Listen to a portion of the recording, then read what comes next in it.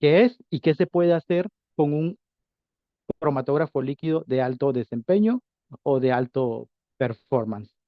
Para eso, entonces, el día de hoy hemos preparado este contenido que va desde por qué elijo un cromatógrafo, cuáles son las opciones que manejo, cómo se aplica al campo cualitativo o cuantitativo y qué pasa cuando vas de lo cualitativo a lo cuantitativo, cuáles son las cosas que cambian, eh, cuando tu resultado forma parte de una toma de decisión. Ese resultado debe ser altamente certero, por lo cual siempre va a haber necesidad, dependiendo de la configuración de tu instrumento, de hacer una confirmación.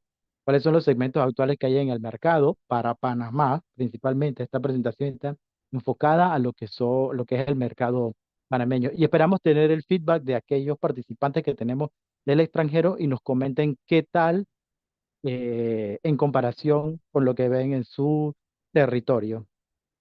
El siguiente punto va a ser qué tan rápido es rápido realmente en cromatografía, cuáles son nuestras recomendaciones para que una persona tenga la capacidad de enfrentar situaciones, a eso a lo que nosotros le llamamos un analista, un cromatografista. Y por último, lo que se puede hacer o no con un cromatograma. Entonces empezamos por lo que es la selección.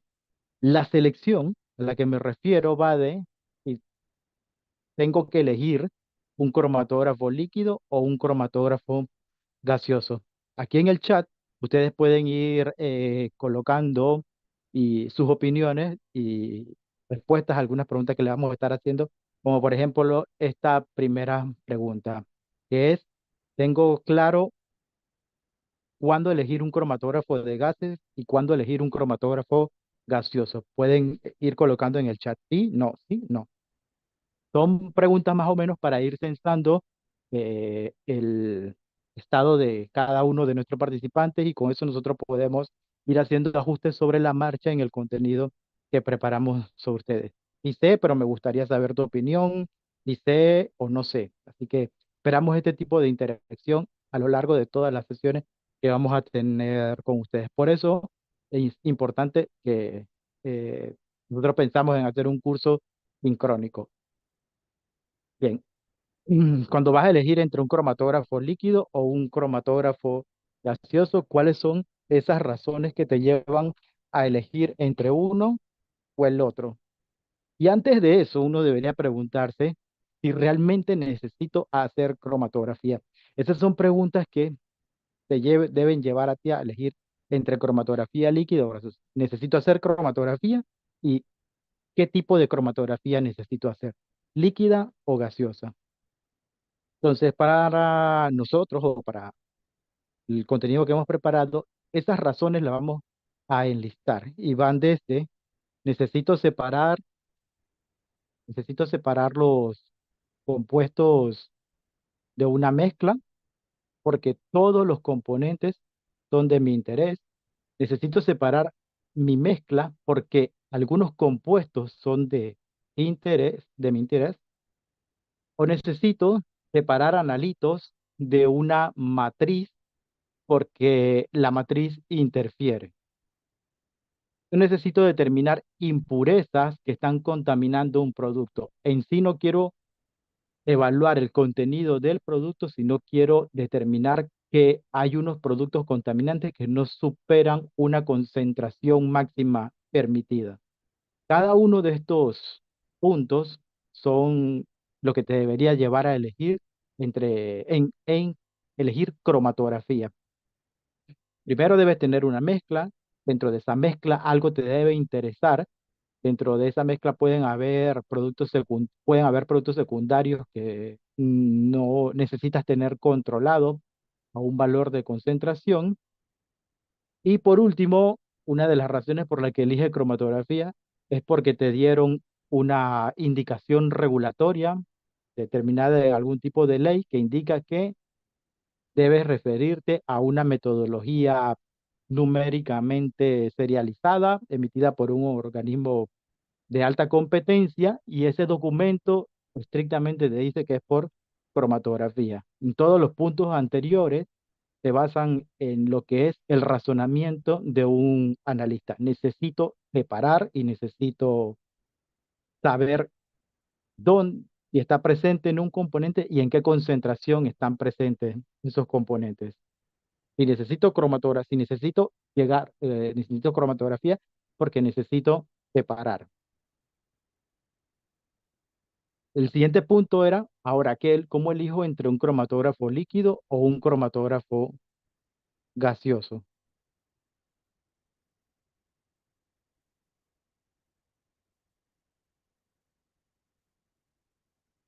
Que esta sugerencia que viene ahora entre elegir entre un cromatógrafo líquido o un cromatógrafo gaseoso es full spectroscopic.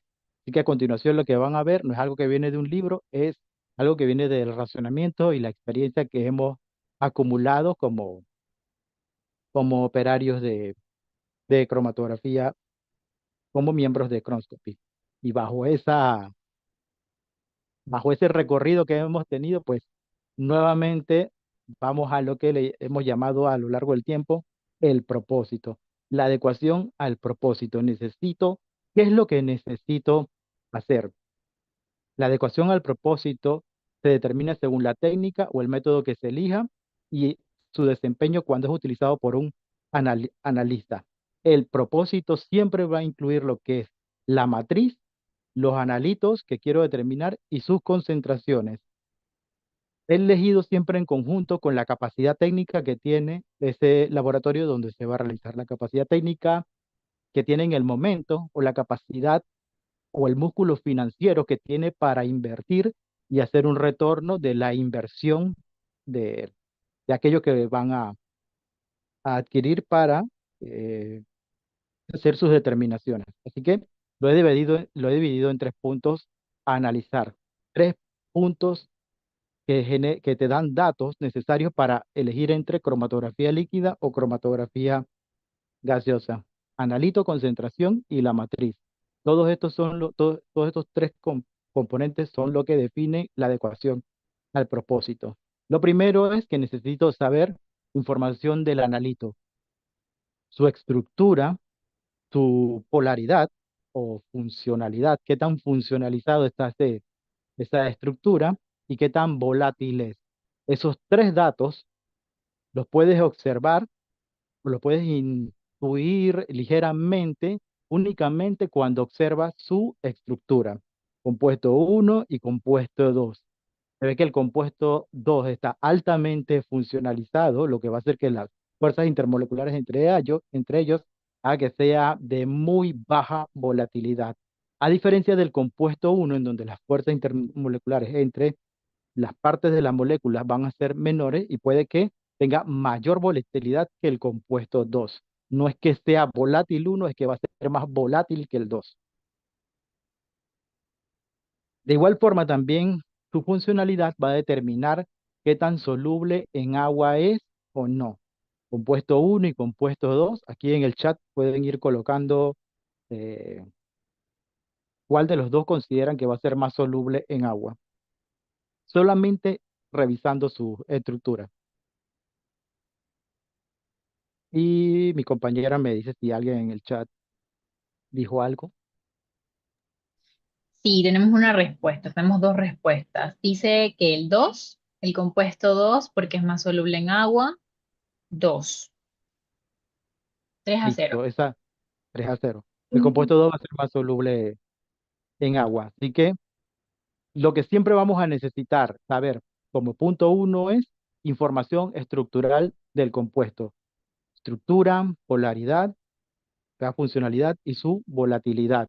Esto es lo que le va a permitir a ustedes determinar, o les va a dar una información previa sobre cromatografía líquida y cromatografía gaseosa. Y como cromatografía la necesitan, si necesitan separar su mezcla a tener muchos componentes y puede que algunos sean volátiles, otros sean polares y dependiendo de cuáles son los de interés, pues asimismo ustedes pueden ir haciendo una lista de mi mezcla de compuestos, me interesan este grupo de compuestos, hago una lista de estructura, busco similaridades y determino estos son candidatos a cromatografía líquida. Esta parte de elegir entre cromatografía líquida y cromatografía gaseosa la hemos incluido en este curso porque consideramos que es importante que tengan ese razonamiento, porque no existen métodos global o aquellos que producen métodos realmente no están pensando en solucionar un problema de Panamá. Esos métodos normalizados que existen globalmente están hechos para una gran demanda y que normalmente esa demanda no ocurre en Panamá. Así que la idea de esta sesión es que ustedes puedan hacer un razonamiento eh, con estas directrices que le estamos dando de cómo elegir entre un cromatógrafo líquido o un cromatógrafo gaseoso. Lo más sencillo sé que es ir a la literatura y buscar un método que tenga mis analitos, tenga la concentración que busco y que sea para la misma matriz. Pues está bien difícil que lo encuentren, pero puede que encuentren algo que les sirva de guía. ¿Qué es lo que estamos brindándole en esta primera sesión? Una guía de cómo elegir entre una cromatografía líquida y una cromatografía gaseosa. Entonces, el inventario de las estructuras que ven en su mezcla les va a dar información importante a ustedes. ¿Cuáles de esos compuestos son volátiles? Si todos son volátiles, son candidatos a cromatografía gaseosa. Si hay una mezcla de volátiles y no polares, hay que ver si interesan los volátiles o los polares. Si me interesan los muy polares, pues voy por cromatografía líquida. Si me interesan ambos grupos, pues tendré que determinar un grupo de compuestos por cromatografía líquida y otro grupo por cromatografía gaseosa. Si mi laboratorio únicamente tiene un cromatógrafo gaseoso, pues estoy listo para determinarlos de cromatografía gaseosa, pero eso no significa que estoy limitado porque no tengo un cromatógrafo líquido. Hay alternativas para los compuestos polares. Hay formas de intentar hacer que sean volátiles. Así que esa, esa flexibilidad de modificar cosas, pues te la da es lo que esperamos darle a lo largo del curso. No, el laboratorio cuenta con recursos, no porque no tengo un cromatógrafo líquido y un cromatógrafo gaseoso voy a dejar de hacer cosas. Hay alternativas que se pueden implementar en el laboratorio. Ahora, ¿cuál es la técnica ideal para cada uno de mis compuestos?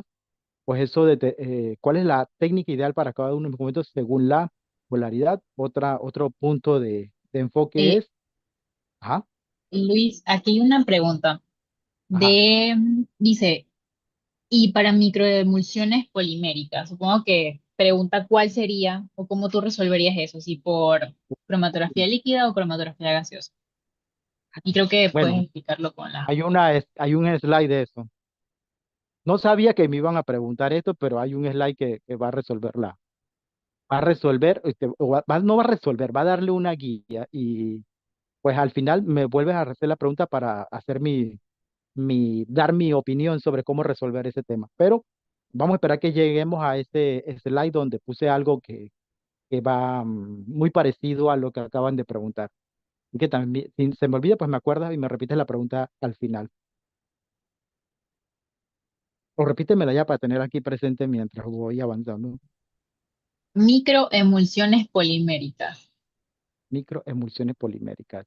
Y de esas microemulsiones poliméricas, hay algo que desean determinar, algo contaminante que no debe estar ahí, o desean determinar los polímeros.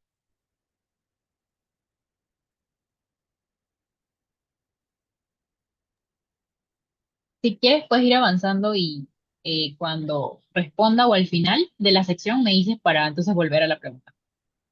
Esa respuesta entre sí, si me interesan los polímeros, cambia toda la ruta de la, Sí, de la respuesta. Pero acaba de bueno, decir que los polímeros. Sí. los polímeros. Bueno, listo, al final tengo la respuesta ya, pero vamos a guardarla para el final. Tengo mi opinión sobre eso, ya. Bien, entonces, compuestos, estaba diciendo, ¿cuál es la técnica de separación idónea para cada compuesto? La estructura. Nos fijamos en su capacidad de ser volátil y en su capacidad de disolverse o no en agua. Cuán hidrofólico o hidrofílico es. Basado en eso, podemos dividirlo por dos grandes grupos. Un grupo que contiene a las nitrosaminas, sulfoxamidas, ácidos carboxílicos, bifenilos, monómeros poliméricos, ésteres metálicos, ésteres metílicos de ácido gráfico, ésteres, hidrocarburos, epóxidos. Y luego está el grupo de las aflatoxinas, azúcares, aminoácidos, glicoles, colorantes, flavonoides, antibióticos. A medida que aumenta ese grado de polaridad, disminuye la volatilidad, lo que hace que sea más candidato a una cromatografía líquida, y a medida que eh, disminuye su capacidad de disolverse en agua, aumenta su hidrofobicidad y también aumenta su volatilidad, pues tienden a trabajarse más en lo que es cromatografía gaseosa. Así que por aquí ya va una parte de la respuesta en donde podremos ir agrupando esos polímeros. ¿Qué tan grandes son esos polímeros? Pues también puede determinar si van de GC o van de HPLC. Y si son mezclas de polímeros. Si son mezclas de polímeros, pues también hay que tomar en cuenta eso. Como les comenté, no es limitante el hecho de tener un compuesto polar como un ácido graso que tiene un grupo carboxilo que lo hace interactuar más con el agua, lo hace menos volátiles. Hay alternativas que existen de transformar este grupo funcional a un grupo funcional más volátil, como es el proceso de esterificación, convirtiendo ácidos grasos en ésteres metílicos. Esto en algunos casos funciona, todo depende de la estructura del compuesto y la capacidad de reaccionar con un compuesto para metilarlo, funciona para algunos compuestos, principalmente los ésteres metílicos y algunos alcoholes. Entonces, esta flexibilidad de saber cuál es la estructura de mi compuesto y cómo lo puedo hacer reaccionar para hacerlo más volátil, me permite proponer estrategias para que sean determinados por un instrumento que quizás es el que sí tengo en mi laboratorio y que la metodología me dice que normalmente se hace de la otra forma. Ahora, hay una gran diversidad de herramientas y eso te lo da y eso te da un panorama diferente cuando empiezas a tomar en cuenta la concentración y cuál es el objetivo de la concentración. Para definir ese objetivo, lo importante o el primer paso que recomendamos es que definas cuál es la aplicación analítica que deseas determinar. Solamente quieres hacer una identificación, quieres hacer una determinación de concentración a baja concentración, quieres hacer un ensayo eh, tipo límite de concentración a baja concentración, quieres hacer un ensayo límite a alta concentración. La opción 4 es hacer una determinación cuantitativa, pero a alta concentración. Y por último está lo únicamente cualitativo. De todas estas opciones, es importante tener claro dónde se eh, posiciona tu necesidad. Necesitas saber a la concentración de algo, pero a muy alta concentración, como por ejemplo cuando necesitas saber la concentración de componente debe estar en un valor y tú le das un intervalo de aceptación. Debe estar 90 a 110% de la concentración esperada. Eso caería dentro de un valor de concentración muy alta porque estás buscando un valor y realmente ya es bastante alto. O necesitas que tu muestra tenga más de el 100% de la dosificación de la etiqueta a la que se prepara. Eso entra en la categoría analito alta concentración, test límite número 5. Por el contrario, si necesito saber si hay un compuesto que tiene una concentración por debajo de un valor, sería una determinación de analito a baja concentración, test límite. Así que yo lo que necesito saber es que tiene menos de tal concentración o tiene más de X concentración, que sería el caso número 5. El caso número 2, cuantitativo 2 y cuantitativo 4, lo que buscan es un intervalo. amplio de concentraciones a muy baja concentración o una concentración alta. Cuando digo baja concentración, aquí en el chat pueden colocar más o menos consideran que es una baja concentración. Pueden poner una cifra y también pueden poner una unidad de concentración.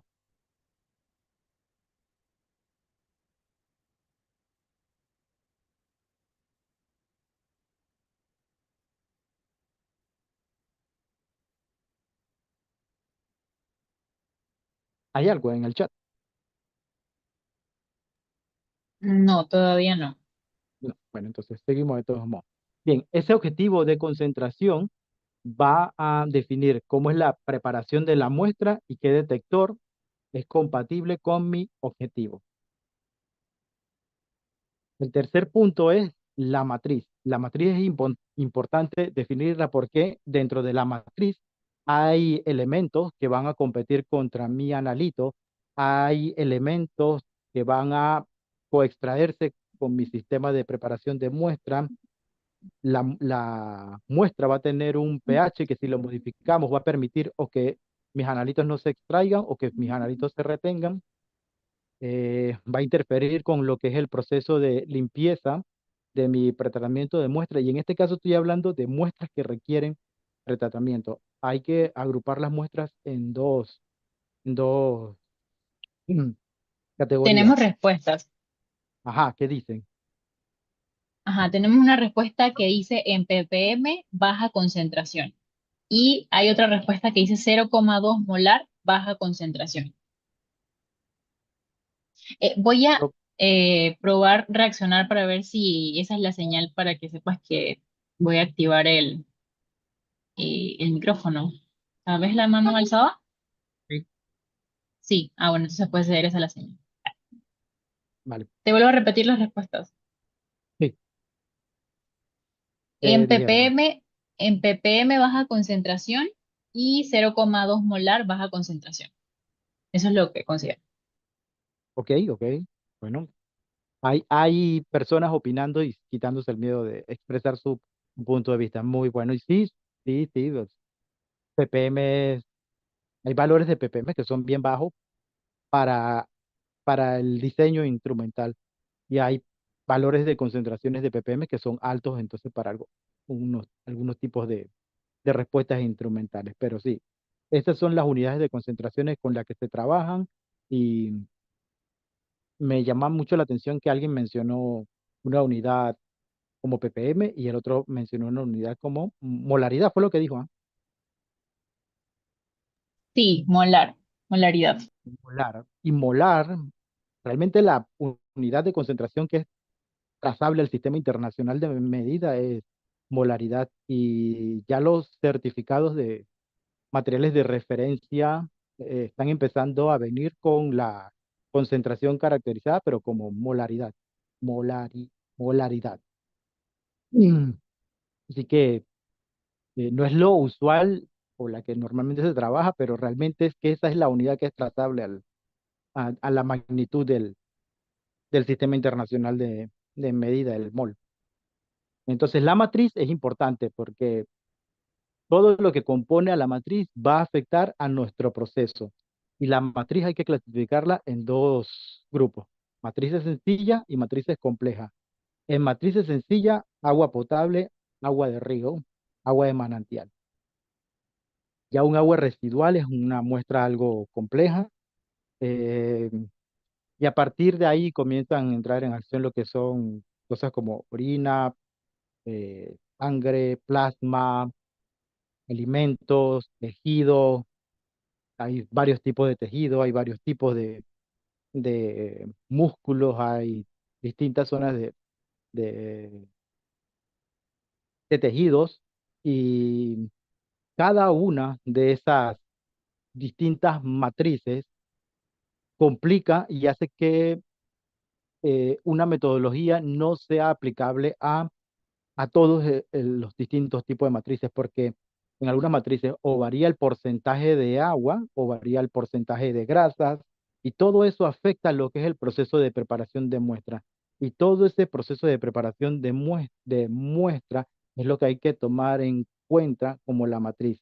pH, sus componentes, aquellos que son solubles, no son insolubles, qué es lo que compite, qué es lo que hay en la matriz que puede competir en el detector de su sistema cromatográfico y que va a generar una señal que no es propia del analito que está buscando, eh, pero que sí va a generar una señal. Así que esta es la razón por la que la matriz es uno de los tres elementos importantes que hay que tomar en cuenta. Ella va a afectar lo que es la respuesta, de forma que puede suprimir la señal o puede aumentar la señal. Así que concentración, naturaleza del compuesto y la matriz son los tres puntos que te van a permitir identificar si lo que quieres, si lo que necesitas o con lo que vas a trabajar es un cromatógrafo líquido o un cromatógrafo gaseoso. Para matrices orgánicas o matriz acuosa, pues ahí está. Las matrices acuosas, agua sencilla y agua potable y agua eh, de embalse o de río, pues entran dentro de la categoría de matrices sencillas. Y matrices orgánicas siempre van a ser altamente complejas. Orgánico es un grupo grande de cosas, así que van a ser bastante, aunque sea un hidrocarburo, eso va a tener su complejidad. La polaridad del compuesto y su volatilidad son los elementos que te permiten definir entre un cromatógrafo líquido y un cromatógrafo gaseoso. También la matriz va a determinar cómo es el proceso de tu preparación de la muestra. A menos que tu muestra sea acuosa, pues la puedes inyectar directamente en, en tu cromatógrafo previo a un filtrado de eliminación de partículas, pero si tu muestra no es de ese tipo, acuosa, eh, para hacer cromatografía de fase reversa, pues vas a tener que hacer un proceso de preparar la muestra. Y si tu muestra es un sólido, necesitas transformarla en un líquido capaz de introducirse en el sistema cromatográfico. Bien, este proceso de preparación de muestra, y la recomendación es, cuando es una muestra orgánica, normalmente líquida, va a ser altamente, va a tener una volatilidad, y si lo que deseas determinar está embedido en este medio, pues la sugerencia es que hay, puede tener alta probabilidad de ser candidato a determinarse por cromatografía gaseosa. Si es orgánica y es una muestra eh, líquida, dependiendo de lo que quieres ver, pues tendrás que extraer de ese medio la, los analitos de interés para meterlos en un cromatógrafo líquido o un cromatógrafo gaseoso. Si tu muestra es acuosa, pues va a ser candidata a cromatografía líquida principalmente, pero solo por cromatografía de fase reversa.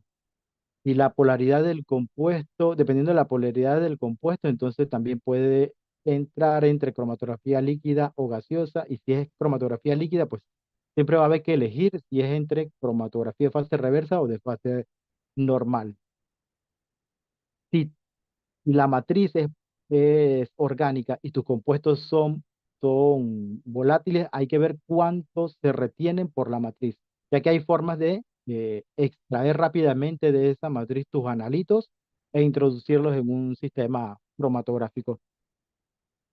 Bien, entonces ahora para compuestos muy polares en matriz acuosa, la sugerencia es cromatografía líquida, inyección directa y cromatografía de fase reversa.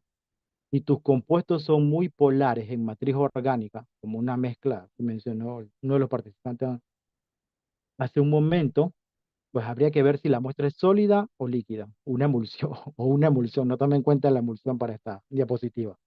Entonces, si tu muestra es sólida o líquida, pues va a ser candidato a cromatografía líquida, pero vas a necesitar hacer una preparación.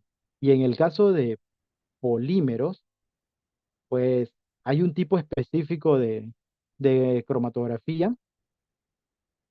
En el caso de hacerlo por cromatografía líquida, hay un tipo específico de cromatografía líquida en donde se tiene una mezcla de polímeros, pues la principal diferencia entre ellos va a ser el peso molecular entre cada uno y se puede utilizar un tipo de cromatografía que separa basado en pesos moleculares. y hacer una recta de calibración basada en lo que es distintos pesos moleculares y así puedes estimar los componentes de esa mezcla polimérica y la concentración de cada una de esas fracciones poliméricas. O si lo que si lo que estás buscando es saber que tu producto tiene una concentración superior a un valor X de un específico polímero, pues también se puede hacer a través de cromatografía líquida. Una emulsión,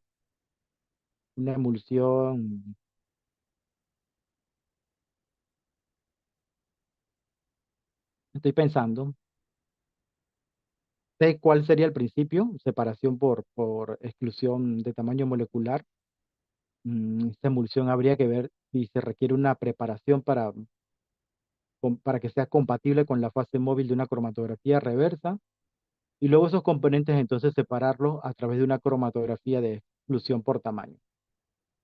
Se hace una recta de calibración basado en los pesos moleculares y así se puede estimar en promedio el peso molecular de las fracciones o si estás buscando algo específico y se estima entonces lo que es la concentración.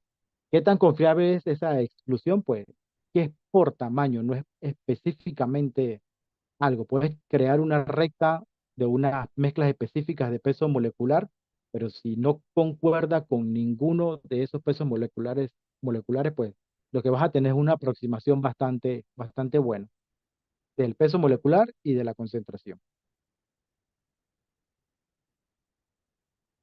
Mm, Bien, entonces, compuestos polares en matriz acuosa, compuestos muy polares en matriz orgánica. Cromatografía líquida o cromatografía líquida de fase reversa con preparación de muestra o inyección directa. Ya cuando tienes esa cromatografía, eh, necesitas elegir qué tipo de cromatografía va a ser.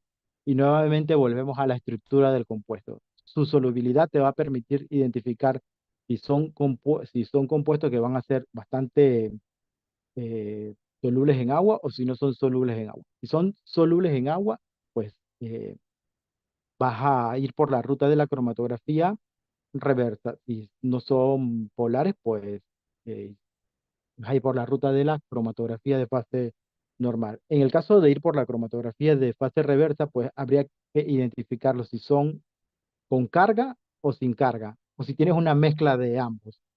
Esto si son con carga, vas a tener que identificar la carga positiva o negativa. Eso te va a llevar a elegir entre cromatografía de intercambio catiónico o aniónico. Si la carga es neutral, si son hidrofílicos o hidrofóbicos, y así poder elegir el tipo de fase estacionaria. Esta es la forma entonces en que se elige ya que sé que es cromatografía líquida, ahora tengo que elegir si es cromatografía líquida de fase normal o de fase reversa. Su solubilidad en agua y su funcionalidad, su estructura me va a decir o me va a permitir sugerir si es por cromatografía de fase reversa o de fase normal. Si es cromatografía de fase reversa, pues identifico si es iónico, si tiene la capacidad de ionizarse o si no tiene la capacidad de ionizarse. Dependiendo de lo que ocurra, pues ya sabes que puedes elegir entre cromatografía eh, de intercambio catiónico, de intercambio aniónico o algo de hidrofobicidad o hidrofilicidad. Más sugerencias sobre la carga y el tipo de fase estacionaria sugerida para específicamente lo que es cromatografía de fase reversa, columnas con modificación del núcleo tipo C18, C8, C4, C2, fenilo, amino, ciano, o cromatografía de intercambio iónico para compuestos que tienen la capacidad de ionizarse. Ahora, antes de continuar, una reflexión sobre eh, las inversiones en este proceso. Sé que aquí todos los que están aquí en algún momento de su vida inevitablemente les va a tomar, les va a tocar eh, tomar una decisión. Esa decisión, pues, como gente de negocio y como inversores, o aquel que le va a dar el dinero, aquel laboratorio para el que ustedes trabajan y esperan invertir para recuperar. Y eso es algo que hay que tener muy, muy presente. Pero eso va a venir después de una pausa que vamos a hacer en este momento para un anuncio.